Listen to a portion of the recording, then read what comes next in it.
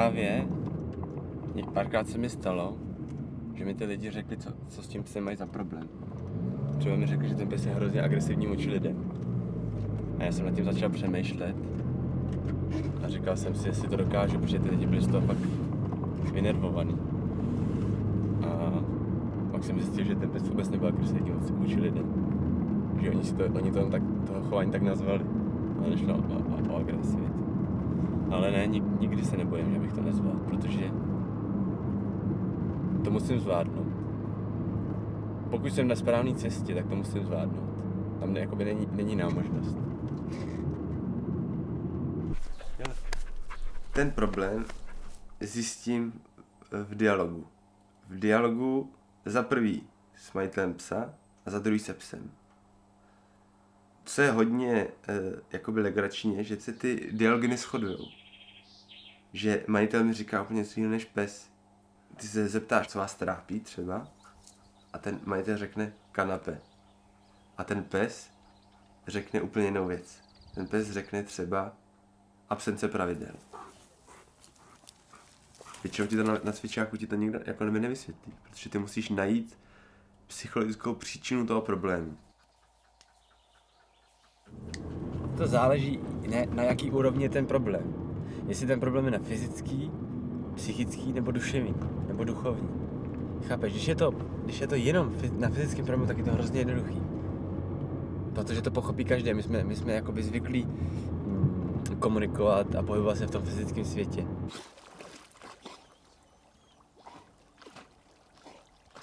Oni nám ukážou naše rezervy, naše psychické rezervy ve fyzickém světle.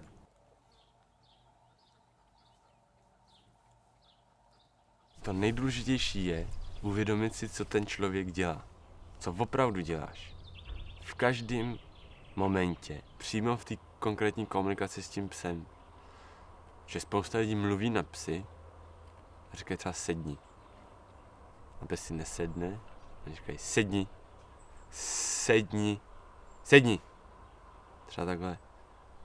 A to je právě příklad toho, že si člověk neuvědomuje, co dělá. Vůbec si nedává věci do souvislostí. Protože co to znamená u psa, když si sedne? Když si pes sedne, tak znamená co? Že je v klidu nějakým způsobem. Ty řekneš sedni, ale ve skutečnosti říkáš uteč třeba. Takže ty se musíš dívat na tělo toho psa, na jeho mysl, ale zároveň na tvoje tělo a na tvoji mysl. A musíš to všechno vlastně hlídat v jeden moment.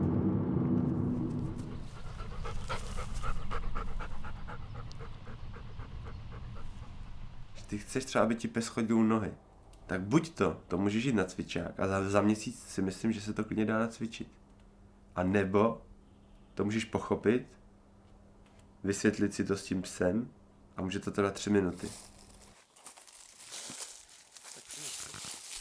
Lidi vždycky říkají, že ten pes táhne na vodítku, tak mu radši tak šír, aby se neškrtil. Jenomže pro toho psa to není příjemný, že táhne za krk pánička na vodítku.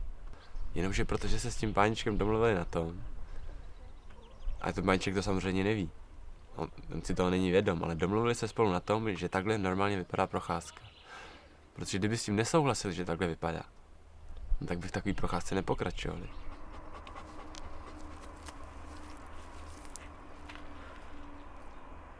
Záleží na tom, jaký stav mysli svým chováním podporuješ toho psa.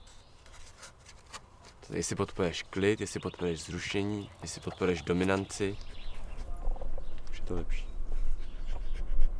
Že já můžu pohledět až tenhle moment. Tenhle moment mu říkám, že se mi líbí, když je v klidu. Kdybych ho pohladil před 20 vteřinama, tak bych souhlasil s tím, že mi má ukazovat svoji submisivitu. Ty vždycky tou láskou podporuješ ten stav mysli, který ten pes má. To znamená, teďka ty mu tomu psovi můžeš dát lásku, ale ne jako zrušení, jako energii. Teďka nemusíš mu dát ani jídlo, protože ten dárek pro toho psa, který ty lidi mají motivaci nějak odměňovat, to už je tohle, že jsme spolu, že jsme venku, v klidu, nemáme žádný trable. Teďka mu říkám, takhle se mi to líbí a jemu se to taky líbí, i když nevrtí ocasem jak blázen.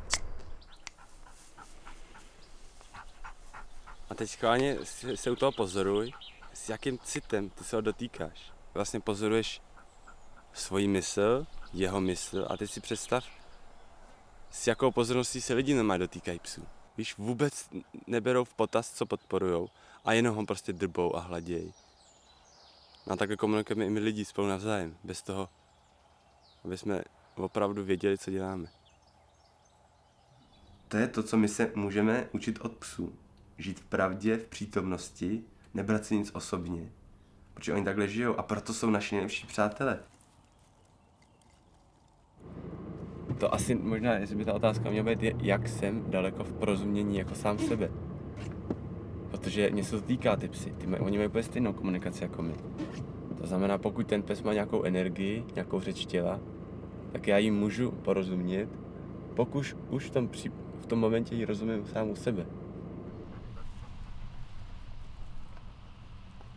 My lidi vnímáme lásku jako emoci, ale zvířata nevnímají lásku jako emoci. Zvířata vnímají lásku jako energii. A to je právě ten rozdíl mezi zvířatama a lidma. Protože emoce jsou pro zvířata nemoc. Stejně jako pro lidi, ale my si to neuvědomujeme.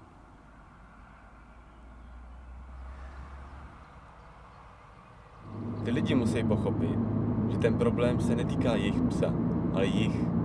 A já musím pochopit, že ten problém se netýká těch lidí, ale mě. Ty, když chceš komunikovat se psem, tak musíš být hierarchicky výše postavený než on. Když jsi níž hierarchicky postavený než ten pes, tak ono mu to víceméně jedno, jestli ti bude odpovídat nebo ne. Ale pokud jsi tady, tak už pracuje pro smečku. Pokud ty jsi dobrý vůdce, tak už pracuje ne pro tebe, ale pro smečku. Že v momentě, kdy přeberu pozici v té rodině, tak ten pes se podřídí všem pravidlům. Jenomže já nemůžu mu dát pravidla bez toho, aniž bych mu dal to, co on fyzicky a mentálně potřebuje. Já řeknu, teď jsem šéfik, co tě trápí? A ten pes mi řekne, že prostě potřebuje nějaký zaměstnání, že se nudí, třeba, jen takhle jednoduše. Když si přivedeme psa domů, to je nová zkušenost a tím to hasne, že jo. Pak už žádnou novou zkušenost nemá, takže ta jeho hlava nepracuje, že jo. Proto je důležitý ta práce fyzická a mentální. Fyzická, aby využil tu svoji energii, a mentální, aby se mohl posunout nějakým způsobem, aby ta jeho inteligence se mohla rozvíjet. Když ten pes udělá chybu, tak v ten moment já můžu na to zareagovat. A v ten moment já můžu vyhrát nějakou pozici.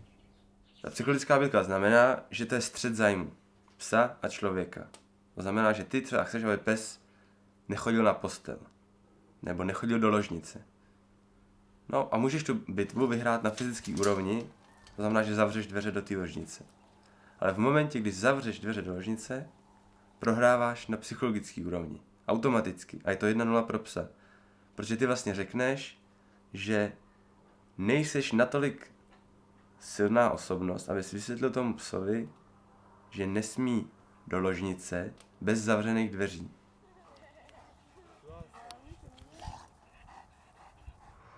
To je rozdíl mezi vůdcem smečky a dominantním psem. Dominantní pes si vydobije tu submisivitu o ostatních nějakou silou. No ale vůdce smečky je mu to jedno. On se jenom otevře a ty ostatní ho následují, protože vědí, že on vždycky, pokud bude problém, tak ho vyřeší právě proto, že to bude řešit v klidu. To znamená, že ty musíš pochopit, proč nejsi vůdce. Víš? Proč za tebou lidi nejdou? Proč za tebou nejdou psy? To nejde, že to najednou řekneš, tak já jsem vůdce a je to.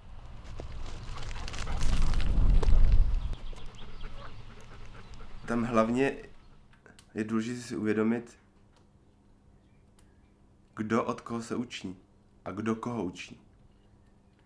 To znamená, ta otázka byla dobře položená, co my se můžeme od psu naučit.